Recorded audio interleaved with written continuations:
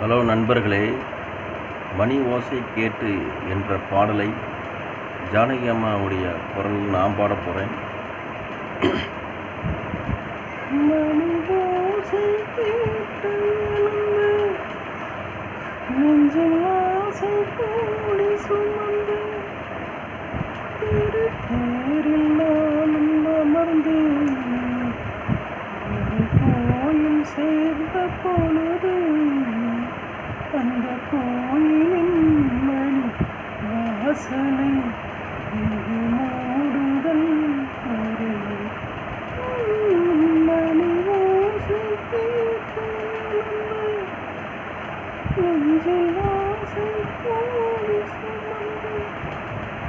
கம்மன் பாடும் பாடல் கேட்டு ராதை